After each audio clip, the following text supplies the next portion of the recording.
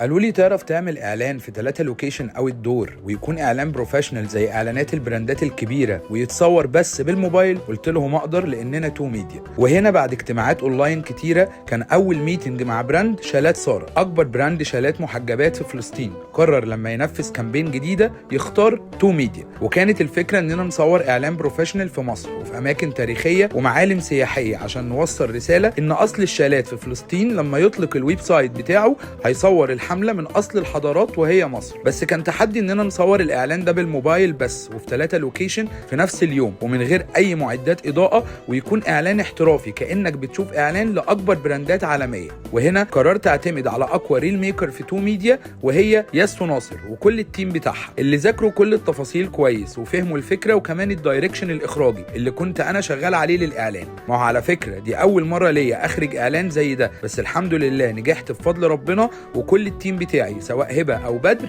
أو كل حد من التيم كان معانا يوم التصوير. استنوا النتيجة وهتكون مبهرة، وهستنى أعرف رأيكم. وانت كمان لو عاوز تعمل إعلان احترافي سواء في مصر أو أي دولة عربية كلمنا في تو ميديا وسيب الباقي علينا.